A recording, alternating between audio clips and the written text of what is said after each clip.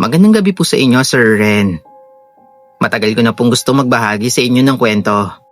Pero ngayon ko lang po i-share sa inyo ito. Tawagin niyo na lang po ako sa pangalang Rendel. Noong binata pa ako, isa sa mga madalas na ipinapagawa sa akin ni nanay ay ang pangunguha ng tuyong kahoy sa kagubatan para gawing panggatong. Wala pa kaming panggas noon, kaya araw-araw talagang kailangan ng kahoy para sa pagluluto. Isang hapon, medyo napalayo ako sa karaniwan na pinupuntahan ko. Kaunti lang kasi ang makukuha kong tuyong kahoy sa mga lugar na malapit sa baryo. Kaya napilitan akong pumasok sa mas malalim po na gubat. Hindi ko na po namalayan ng oras. Palubog na pala ang araw. Nagmamadali na ako mamulot noon dahil alam kong magagalit si nanay kapag ginabi po ako ng uwi. Habang nag-iipon po ako ng mga tuyong sanga, may napansin po kong kakaiba sa paligid. Bigla pong tumahimik. Wala po akong marinig na huni ng ibon. Wala rin po akong marinig na kuliglig. Kahit po hangin, hindi ko po maramdaman. Medyo kinabahan ako, pero ipinagpatuloy ko pa rin po yung ginagawa ko. Nang sa tingin ko, sapat na po yung dami ng kahoy na nakuha ko. Inayos ko na po yung sako at nagsimula na pong maglakad pa uwi. Madilim na po ng oras na yon. Habang naglalakad ako, bigla po ako napahinto. May narinig po kong umiiyak. Parang sanggol. Noong una, mahina lang po yon. Para pong malayo ko siyang naririnig. Pero habang lumilipas po yung segundo, unti-unti pong lumalakas yung pag-iyak. Parang papalapit na po yun. Parang nasa paligid ko lang. Napalingon po ako sa iba't ibang direksyon. Hindi ko po matukoy kung saan nanggagaling yung tunog. Naisip ko agad na baka may naiwang bata o naligaw sa kagubatan. Lalo po ako nag-alala nang marinig ko ulit po yung pag-iyak. Pero ngayon, mas malinaw ko na pong naririnig at mas malapit. Sinundan ko po yung tunog hanggang sa mapadpad ako sa isang malaking puno ng nara. Doon ko po nakita ang isang maliit na nakabalot na kumot na nakahiga sa lupa. Para po yung iniwan ng kung sino. Naisip ko kung sino naman ang mag-iiwan ng sanggol sa gitna po ng kagubatan. Lumapit po ko ng dahan-dahan. Kahit kinakabahan ako, nanaig pa rin po yung pag-aalala ko sa bata. Naisip ko na baka may batang nangangailangan ng tulong. Na baka buhay pa siya at naghihintay na makita ko siya. Yumuko ako at kinuha ko po yung kumot. Mabigat po yun ng kaunti. Kasabay nun, muli ko pong narinig yung mahinang pag-iyak niya. Nagsimula pong manginig yung kamay ko. Hindi ko po may paliwanag kung bakit. Dahan-dahan ko pong binuksan yung nakabalot. At doon ko po nakita, Sir Ren. Hindi po yun sanggol. Maliit po yung katawan nun. Halos kasing laki po ng isang bagong silang na bata. Pero hindi po yun tao. Maitim po ang balat. Payat at baluktot ang mga braso. Ang mukha nun, parang pinaghalong sanggol at matanda. Malalaki po yung mga mata niya. Mapula po yun at nakatitig ng diretso sa akin. At higit sa lahat, nakangisi po yun. Kitang-kita ko po yung maliliit at matutulis na pangil sa bibig niya. Para po ako nanigas sa kinatatayuan ko. Hindi po ako makagalaw. Hindi rin po ako makahinga. Sa sobrang takot ko, parang tumigil po yung buong paligid. Bigla ko pong naalala yung kwento ng matatanda sa baryo. Sinasabi kasi nila na may tiyanak daw sa kagubatan. Umiiyak daw yun na parang totoong sanggol para maakit daw yung mga taong napapadaan. Kapag daw nilapitan mo yon at binuhat, saka daw nun ipapakita yung tunay na anyo niya. Sa sandaling yun, Sir Ren, alam kong tiyanak yung kaharap ko. Hindi na po ako nagdalawang isip nun. Mabilis ko pong ibinagsak yung kumot at umatras. Pagkatapos ay tumakbo po ko. Hindi ko na po inisip kung saan ako dumaan. Sa sobrang bilis po ng takbo ko, halos matapa na po ako ng ilang beses. Sa pagmamadali ko, Sir Ren, nabitawan ko pa yung sako na dala ko. Pero wala na po akong pakialam. Habang tumatakbo ako, parang naririnig ko pa rin po yung pag-iyak ng sanggol. Ngunit hindi na po yung katulad kanina. Para pong may kasamang mahinang pagtawa yon. Hindi ko na po yun nilingon, Sir Ren. Patuloy lang po ako na tumatakbo hanggang sa makita ko po yung unang bahay sa baryo. Nung makita ko na po yung bahay, doon na po ko bahagyang nakahinga ng maluwag. Pagdating ko po sa bahay namin, hingal na hingal po ako. Basang-basa po ng pawis yung damit ko. Nagulat po si nanay na makita po yung itsura ko. Pero agad po napalitan po yun ng galit yung mukha niya. Nagtanong po siya kung nasaan na yung kahoy. Hindi po agad ako nakasagot. Sabi pa ni nanay na kung saan-saan niya daw ako hinanap. Tapos, wala pala daw akong dala. Hindi ko na lang po sinabi sa kanya yung totoong nangyari. Alam ko kasi na hindi niya yung paniniwalaan. At malamang na mapapagalitan pa ako dahil sa pagkawala po ng kahoy na pinaghirapan kong ipunin. Kaya tahimik lang po ako nakinig sa sermon niya. Pero buong gabi, hindi po ako makatulog na maayos. Paulit-ulit po na bumabalik sa isip ko yung mukha ng nilalang na nakita ko. Yung mapupulang mata. Yung kakaibang ngisi niya at yung paraan ng pagtitig niya sa akin. Mula po nun, Sir Ren, hindi na ako muling pumunta sa malalim na bahagi ng kagubatan.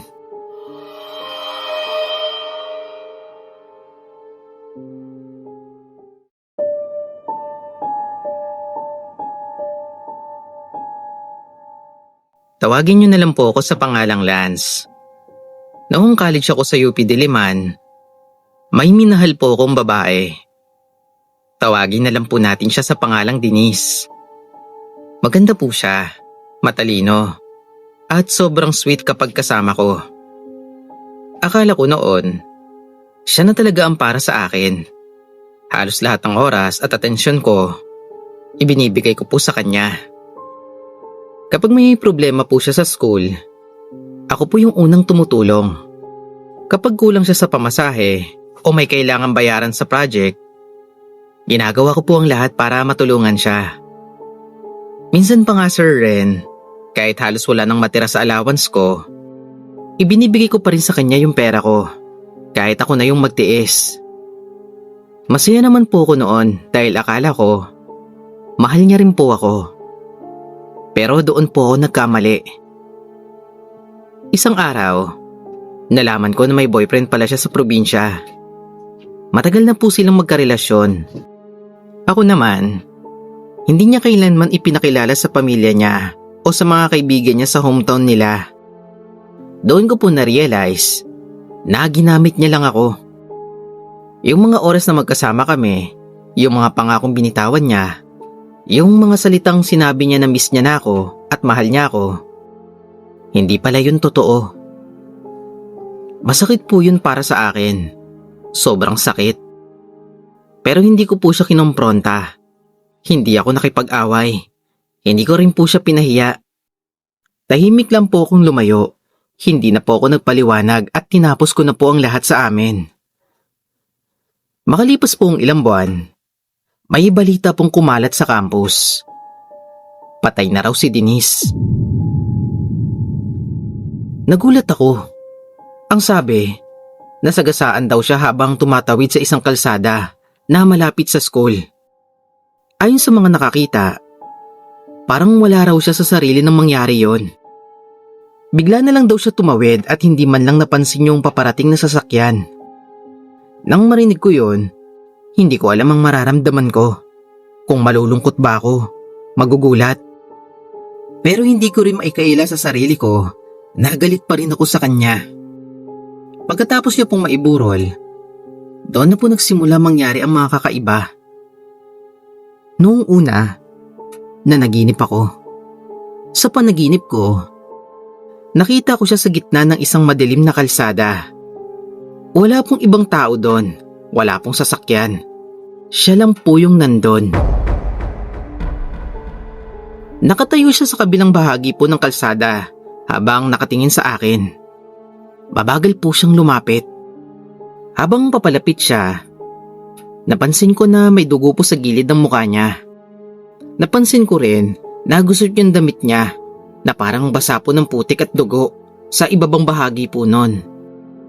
Pagdating niya po sa harapan ko, tumingin po siya ng diretso sa mata ko. Pagkatapos nagsalita po siya. Sabi niya, napatawarin ko na raw siya. Halos pabulong niya pong sinabi yon. Tapos dagdag pa niya na gusto niya na raw makatawid. Doon na po ako natigilan. Paulit-ulit niya pong sinasabi na gusto niya na raw na makatawid. Tapos umiiyak na po siya habang nagsasalita nun. Dagdag pa niya na hindi raw siya makatawid hanggat hindi ko raw siya pinapatawad. Pagkatapos nun, nagising ako. Pawis na pawis po yung buong katawan ko. Akala ko, naepekto lang po yun ng stress. Pero kinabukasan, ganoon ulit. At sa mga sumunod na gabi, at sa mga sumunod pa, pare-pareho lang po yung panaginip ko. Minsan nasa gitna po siya ng madilim na kalsada. Minsan nasa gilid lang, tapos umiiyak po siya. Iisa lang po yung sinasabi niya palagi. Napatawarin ko raw siya. Habang tumatagal, nawawalan po ako ng maayos na tulog nun. May mga pagkakataon pa na nagigising ako sa kalagitnaan ng gabi na parang may malamig po na kamay na dumampi sa leeg ko. May mga gabi rin na bigla ako napapadilat dahil pakiramdam ko na may nakatayo sa paanan ng kama ko. Kapag bubuksan ko naman po yung ilaw, wala naman po ako nakikita. Pero hindi pa rin po mawala yung pakiramdam na may kasama po ako sa kwarto. Isang gabi po nun, Sir Ren, nagising ako mga bandang 3:00 po ng madaling araw. Tahimik po yung paligid. Nakahiga lang ako at nakatingin sa kisame. Doon, may narinig po akong boses na tinatawag yung pangalan ko. Lance. Napapalikpos po ako ng bangon. Akala ko nananaginip lang ako. Pero gising na gising ako nun. Muli ko pong narinig yung boses. Ang sabi, Lance, patawarin mo na ako. Hindi ko na lang po pinansin yon. Binuksan ko na lang po lahat ng ilaw ng kwarto at hindi na po ako natulog hanggang umaga.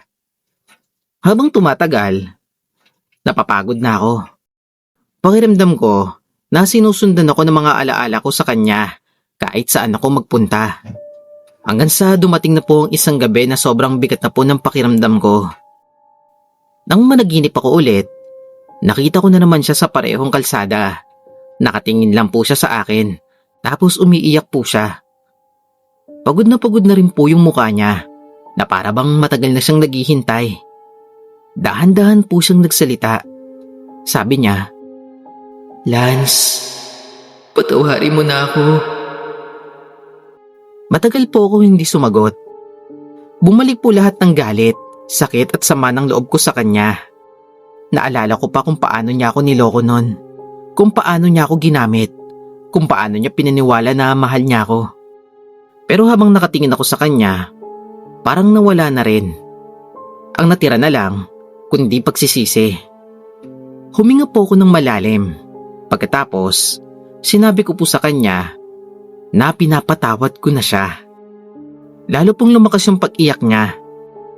Sabi ko noon sa panaginip ko na umalis na siya. Ilang segundo po kaming nagkatitigan. Pagkatapos noon, dahan-dahan po siyang ngumiti sa akin. Unang beses ko pong nakita yon mula nang magsimula akong managinip. Tumalikod po siya sa akin. Naglakad po siya papunta sa kabilang bahagi po ng kalsada at unti-unti po siyang nawala sa dilim. Pagkagising ko kinabukasan, magaan na po yung pakiramdam ko. Parang may malaking bagay po na nawala sa dibdib ko noon. Mula noon, hindi na siya nagpakita sa panaginip ko.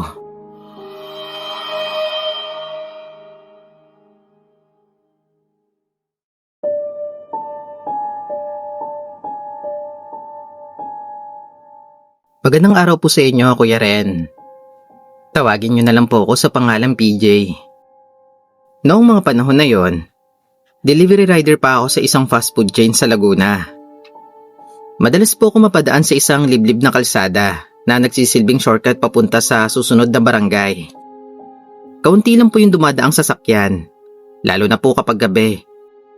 Matataas din po yung damo sa magkabilang gilid ng kalsada. At kapag madilim na, parang may mga pader na nakapalibot sa daan. Marami rin po ako naririnig na kwento tungkol doon. Sabi po ng ibang rider, natapunan daw yun ng bangkay noong dekada 90. May ilan na nagsasabi na may nagpapakita raw ng babae ron kapag raw nag-iisa ka sa madaling araw. Hindi po ako naniniwala sa mga ganong kwento. Kasi sanay na po ako sa mga kwentong ganon. Para po sa akin, panakot lang po yun. Kasi ang mahalaga sa akin, yung trabaho ko at kung paano ako makakatipid ng oras at gasolina. Isang gabi, sobrang late na po ako natapos sa huling delivery ko. Siguro mga bandang 2:00 na po ng madaling araw noon. Pagod na po ako noon at gusto ko na lang po makauwi sa boarding house. Dahil ayaw ko na pong umikot sa main road, nag-decide na lang po ako na dumaan sa shortcut. Tahimik po yung paligid nang pagpasok ko po sa kalsadang yon. Ilaw lang po ng motor ko yung nagbibigay ng liwanag sa daan. Wala po kong kasabay na sasakyan ng oras na yon at wala rin pong tao. Ang nakapagtataka lang po nun, para pong walang hangin doon sa daan. Hindi rin po gumagalaw yung damo sa gilid ng kalsada. Para pong patay yung paligid. Habang nasa kalagitnaan po ako ng biyahe, may naramdaman po ako na kakaiba. Para pong bumigat yung motor ko. Nung una, akala ko may problema lang sa makina o baka lumubog lang po yung gulong ko sa bahagi ng kalsada.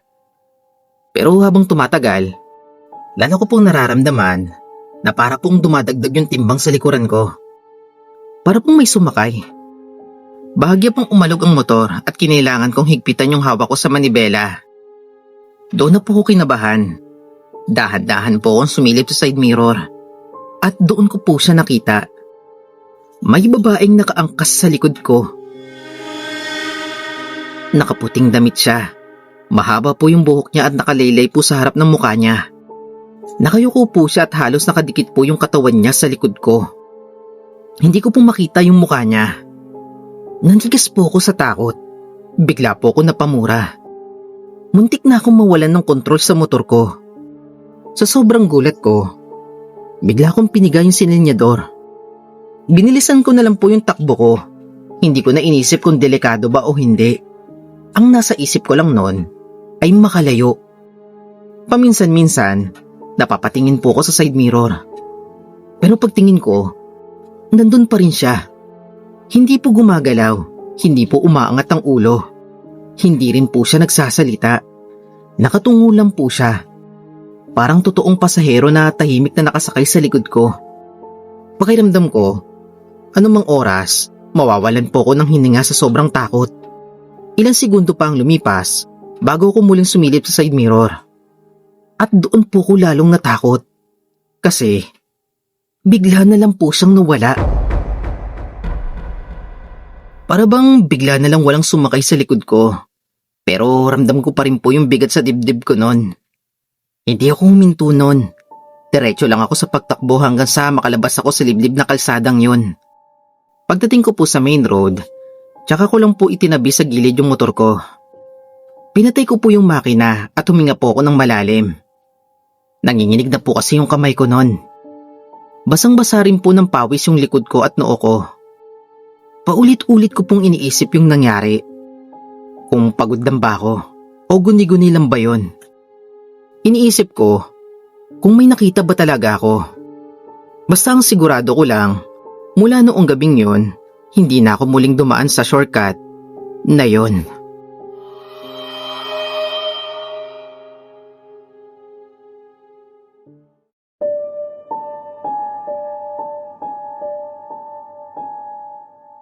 Magandang gabi po sa inyo, Sir Ren. Itago niyo na lang po ako sa pangalan Joanne. 5 taon na ang nakalipas nang mangyari ang lahat ng to. College pa ako noon, 3rd year, at abala sa pag-aaral at mga requirements sa school. Ang trabaho po ni Mama, isa po siyang manager sa isang malaking kumpanya, kaya madalas siyang umuwi ng gabi. Si Papa naman ay work from home, kaya siya ang madalas na iiwan sa bahay. Hindi po siya sanay sa mga gawaing bahay, at lalong hindi marunong magluto. Kapag wala si Mama, kadalasan nagti-takeout lang siya o kumakain na lang kami ng instant noodles. Dahil po doon, nag-decide kami na kumuha na lang ng kasambahay. Bali may nirecommend po yung agency na isang dalaga na tawagin na lang po natin sa pangalang Rosa. Bata pa po siya, nasa early 20s pa lang at galing sa probinsya. Tahimik po siyang tao, magalang at mukhang mapagkakatiwalaan. Nung una, wala naman kaming naging problema sa kanya. Masipag po siyang maglinis ng bahay. Masarap din po siyang magluto at mabilis niyang natutunan ang mga gusto naming pagkain. Mabait din siya sa akin at magalang kay Mama at Papa. Pero sa totoo lang Sir Ren, mas naging magaan po yung buhay namin simula po nang dumating siya. Pero makalipas po ang halos 2 buwan, may mga bagay po ako napansin na nagpapaduda po sa akin. Kapag wala po kasi si Mama sa bahay, madalas ko pong marinig si Papa at si Rosa na nagtatawanan sa kusina. Noong una, wala naman po akong masamang iniisip nun. Pero habang lumilipas po yung panahon, parang naging mas malapit po sila. Minsan, nakikita ko si Papa na halos nakasunod kay Rosa habang nagluluto o naglilinis. Kapag may inuutos si Rosa, agad naman pong ginagawa ni Papa. Napansin ko rin na parang masyado siyang interesado sa bawat ginagawa ni Rosa. Hindi naman po ako silosang tao, pero kakaiba po talaga. Para po siyang hindi normal. Kasi parang may kung anong kakaiba pong na hindi ko maipaliwanag. Hindi ko po muna sinabi kahit kanino yung mga napapansin ko. Sa halip, nag-observe po muna ako. Ilang linggo po akong tahimik na nag-oobserba sa kanila. Maaga po yung klase ko noon, kaya madaling araw pa lang ay gising na ako. Dahan-dahan po akong bumaba para uminom ng tubig sa kusina. Hindi po alam ni Rosa na gising na ako. Pagpasok ko sa kusina, nakita ko siyang nakatalikod sa akin habang inaayos yung pagkain. Napahinto ko na mapansin kong may hawak po siyang maliit na bote. Binuksan niya po yun at nagpatakbo ng itim na likido dun po sa may ulam na nakahain para kay Papa. Pagkatapos, ay may bilis niya pong hinihalo yun. Tahimik lang po ako nakamasid sa kanya. Hindi ko po alam kung ano yung nakita ko. Hindi ko rin alam kung anong laman ng bote. Pero may kung anong bumabagabag po sa nararamdaman ko. Bago niya pa po ko mapansin, tahimik po akong umalis ng bahay at pumasok na po ng school. Buong araw po sa school, hindi po ako mapakali. Paulit-ulit po na bumabalik sa isip ko yung nakita kong eksena sa kusina. Pagkatapos po ng klase, dumiretso po ako sa bahay ng best friend ko. Ikinuwento ko sa kanya yung lahat ng napansin ko kay Papa at yung nakita ko noong umaga. Tahimik lang po siyang nakinig sa akin. Pagkatapos, seryoso niya po akong tiningnan. Sabi niya na baka ginagayuma daw yung Papa ko. Napakunot po ako ng noo sa sinabi niya. Nagtanong ako kung ano. Sabi niya, narinig niya daw yun dati. Kasi sabi daw ng lola niya, may mga tao daw na gumagamit daw ng gayuma para raw mapasunod o makontrol ang isang tao. Nung marinig ko yung sinabi niya, hindi po ako makapaniwala. Pero sa puntong yon, wala na rin po akong maisip na paliwanag. Ilang araw kaming nag-usap tungkol doon, hanggang sa nagsuggest po siya na kakaiba. May kakilala raw siyang albularyo sa kabilang bayan. Sa kagustuhan na malaman ko yung totoo Sir Ren at matulungan po yung Papa ko, nagpasama po ako sa kanya. Pagdating namin doon, ikwinento po namin lahat yung napansin namin. Hindi ko na po idedetalye yung sinabi ng albularyo. Basta nagpayo lang po siya at may itinuro po siyang dasal. May ilang halamang gamot po siyang binigay sa akin at sinabing gawin ko daw ng taimtim yung mga dasal. Pero sa totoo lang, hindi ko po alam kung effective ba yun. Pero sinunod ko pa rin po yung sinabi niya. Makalipas po ang 1 linggo Sir Ren, may napansin naman po akong pagbabago kay Papa. Unti-unti na po siyang bumalik sa dati niyang ugali. Hindi na po siya yung palaging nakasunod kay Rosa. Parang nagising na lang po siya mula sa mahabang panaginip. Doon na po ako nakaramdam ng konting ginhawa. Hindi po nagtagal. Naglakas loob na rin po ako na sabihin kay Papa lahat ng nakita ko. Ikunento ko po sa kanya yung tungkol sa maliit na bote. Pati na rin po yung napansin ko na pagbabago sa kanya noong mga nakaraang buwan. Tahimik lang po siyang nakinig sa akin. Hindi po siya nagalit. Hindi rin po siya agad nagsalita. Para bang pinag-iisipan niyang mabuti lahat ng sinabi ko. Makalipas po ng ilang araw, pinaalis niya po si Rosa sa bahay. Tahimik lang pong umalis si Rosa at hindi na namin siya muling nakita pa noon. Nang malaman po ni Mama ang buong pangyayari, nagulat po siya. Pero imbis na magalit sa amin, mas binili niya po na sabihan kami na maging maingat.